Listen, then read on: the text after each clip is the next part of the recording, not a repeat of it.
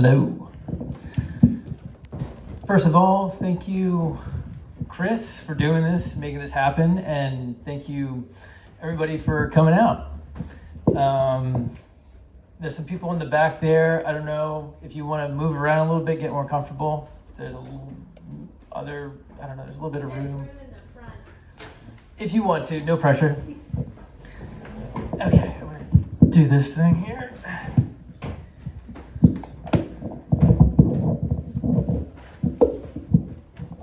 All right. I wrote a little preamble. I wanted to come off off the cuff, but I had to write something before reading. So, So the story that I'm about to read, I self-published in 2018. It's called Square City. It's an homage to Portland. I originally left home hoping to find a small town where I could afford to live and work, and most importantly, to paint. I did not think that place would be Portland, which I still cannot afford. But before all that, I really wanted to be a writer. And this story is basically an echo from that period when I was in New York after college. Like the handful of other stories I wrote during that time that were at least halfway decent, this one also seemed to write itself. Shout out to the Eagle Lodge and Comics Thing, where I met Chris and Sean. Those were awesome times, and I met a lot of really cool people through that. Were it not for Eagle Lodge, this book would never have happened. IRL art stuff is the hardest part about being an artist, especially for those of us who are self-taught and never went to art school. So don't stop and keep going, everybody. Yeah. Cool. Okay, Square City. A snoring clock, I shit you not, like the Union Square metronome, but snoring, echoing up from Quimby International Train Terminal, 30 rails deep, barbed wired, fenced against the neighboring street. Upon the hill we stood, helplessly transfixed. Pedestrians paused at an ancient city street, 6 points deep, as it returned from between the rainbow-mirrored canyon walls. I had to get some money out, but what I needed was to get out, and had nowhere to go. I had her, and that was all, and her taut breasts pressed between my lips. She was so loud now, I worried it had become painful for her, but I couldn't pull myself away, and she was convulsing now. It was then I was immediately thrown off the bed and bolted to the door, and guess who barged in but my father, she screamed. It couldn't have, it was. We had about 2 seconds standing to iron out before he was inside, at her bedside, brought with him a set of eyes, bloodshot beyond a week's worth nights unslept, knowing some bastard somewhere was probably sucking on his daughter's perfectly dark Turkish tits. I left the room immediately and continued downstairs, coincidentally for a glass of water. As a matter of fact, I was thirsty. The whole family, everyone was there. The adjoining kitchen and living room lights reflected back pretty much everything anyone could have asked for, and you could see it in their eyes and smiles, their tassels and lapels too. Someone was getting married. I plied avoidance reluctantly, however, also returning this warmth with whatever I had or knew to muster, which they saw was unequaled, and thus returned with condolences. Thanks, I thought. It was in this moment I saw the lady's father again, return downstairs, whose eyes suddenly weren't so red as before. He was wearing white sneakers and a Kansas City Chiefs sweatshirt. No pants, however. Just kidding. He had pants. Once again, we were to pass one another, once again without the slightest regard for me. However, this time I did offer my hand for a shake, which he took, which delighted me to no end. We were going to sleep okay tonight. There are some people in the world who, if they knew me, would love to have seen this man beat my ass on his daughter's behalf. I was in agreement. I had to leave. At this point, the snoring clock had not yet revealed itself to me as anything more than an imperceptible, unconscionable drone. My sweet feet took me straight to the ATM, one of hundreds along the arcade of Quimby International Railside Station. I approached the ATM, planting my hands in my pants and squaring my shoulders, and removed the cowhide, the plastic from the cowhide, and fed it to the machine, With that done and the computer ticking along and processing the amount it would discover, in fact, that I owed, I turned around to see a young man in line behind me. I gestured to the ATM beside me. One of hundreds. I looked back again. He smirked.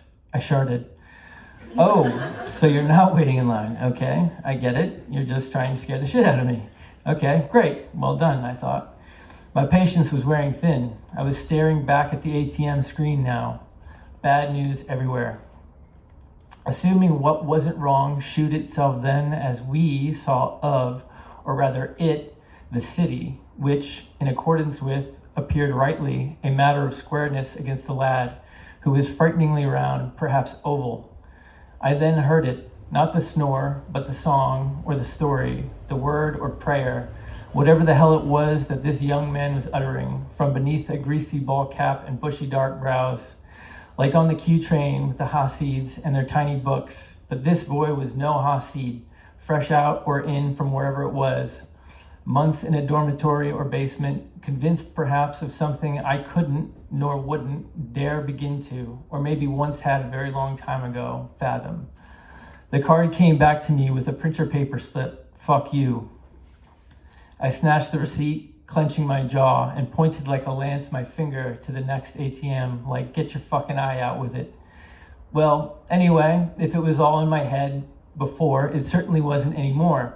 We were now locked into something for which I had only regret, a prophecy met from the apartment prison god of death.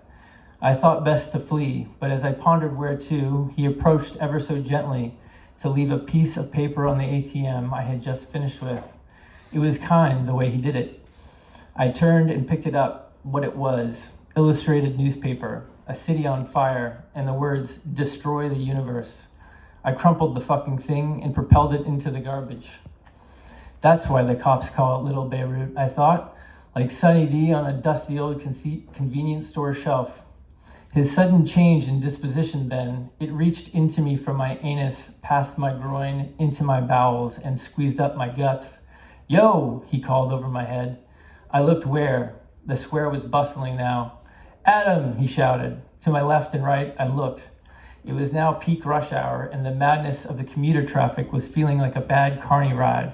So I figured, what the hell, we're done for anyway, and fled to higher ground. Up there, I found an empty city block construction site surrounded by meshed chain link fence. It looked safe enough. I snuck through. Limestone everywhere. Great. A quarry. Powder on everything. Bunch of kids in their 20s and 30s milling about on their hands and knees, searching or sorting. Good kids in their back-to-school clothes. A neat comb-through job. Haircuts from Hinckley's, I thought. I hurried to the nearest corner where a long shadow hung from another old brick bastard that would come down later that year. "Who's in charge here?" I chirped. A dear boy in his most least offensive clothing, shifting shit in the powdery stone, looked up in earnest. "Oh," he piped. "Hold on." "Okay." "Oh, she's right here." I didn't see shit. What? There she was, appearing from a tent where perhaps a general goes to plan the next battle.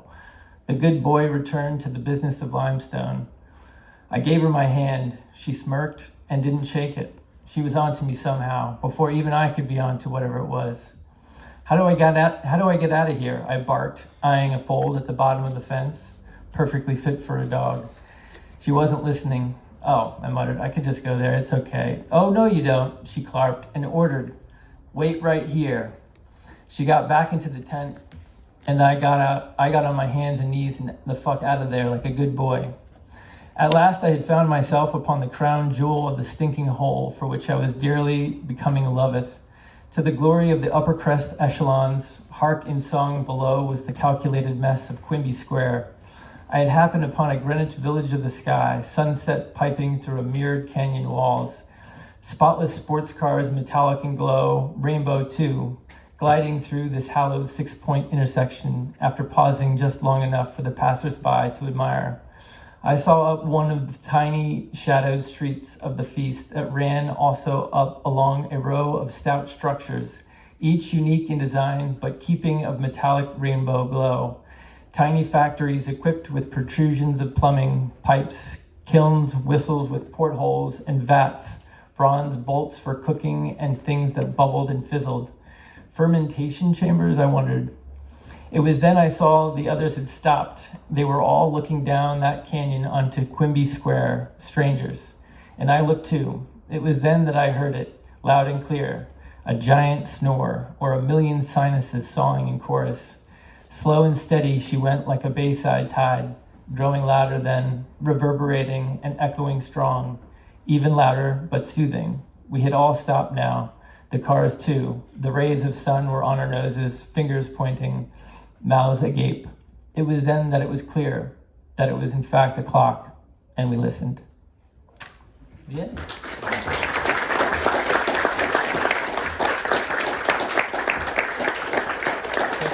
you. Sean Christensen.